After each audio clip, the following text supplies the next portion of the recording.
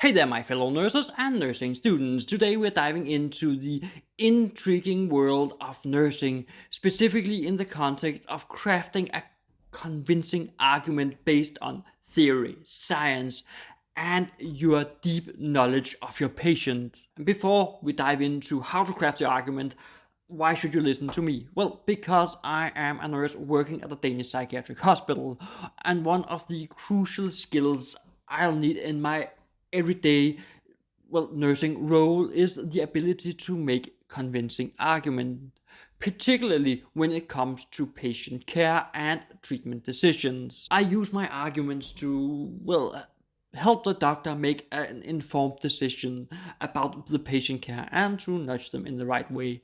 I use my argumentative skills in order to convince the patient of the right treatment choice that we have chosen for this patient or the doctor have chosen, and I use my argument skills as I talk to my students about how theory works and how we apply theory in practice. But now let's break down how you and I as nurses can craft persuasive arguments in the unique healthcare settings. And first up, to craft a great argument, we need a theoretical foundation. You need to start by grounding your argument in nursing theory.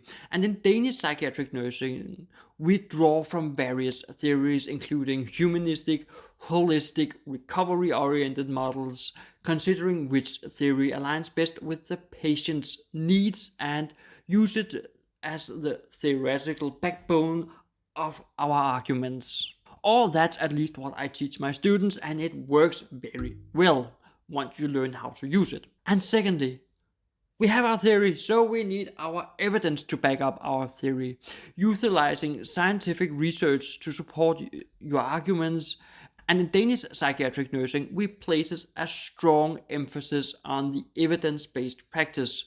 So make sure that your recommendations are backed by credible research studies and clinical guidelines. Most modern clinical guidelines are actually based in research, and I have seen clinical guidelines from Denmark as well as from the USA as well as from the UK, so I know that guidelines mostly are based on scientific research, so you can actually use your local guidelines.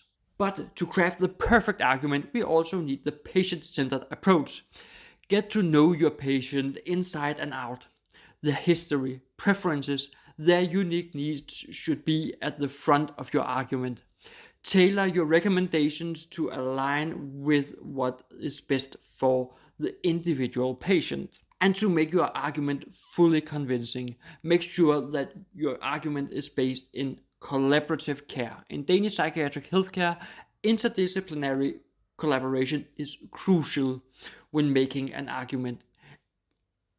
It involves other healthcare professionals such as psychologists, psychiatrists, social workers, and a united front can be incredibly persuasive. And by now you might think, oh, we have crafted a great argument. Do we need to consider anything else? Of course we do. We need to have an ethical consideration. The ethical principles are paramount in nursing.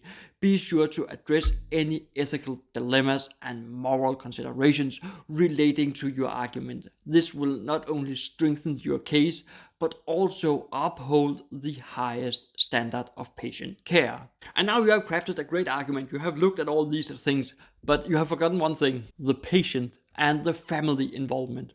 Include the patient and their relatives, their family, in the decision-making process.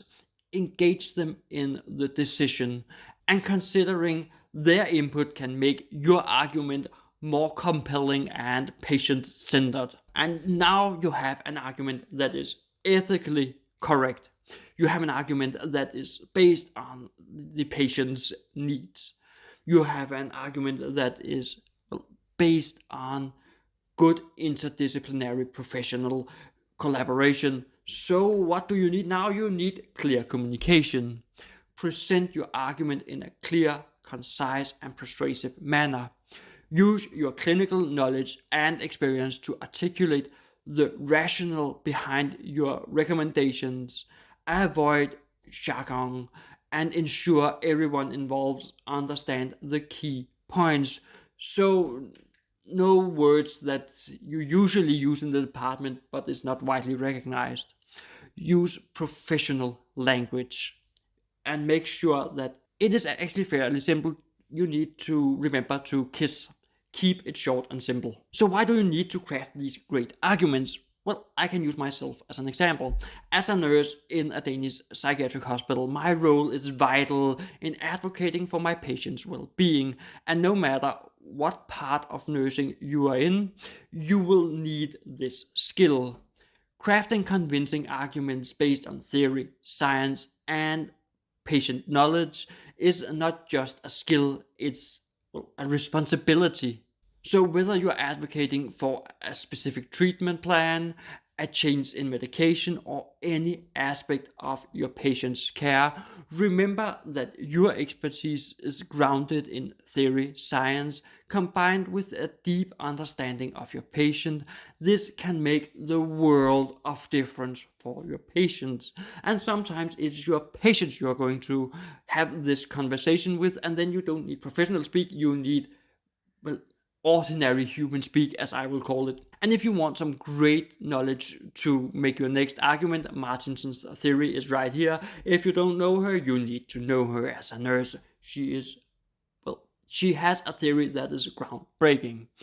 And if you have any questions, write them in comments. I love to answer them. And if you want me to make a video where I really go down in depth on how I structure my arguments, remember that will be coming. If you are subscribed to this channel and have clicked that bell notification icon, you will get notified when that video comes online.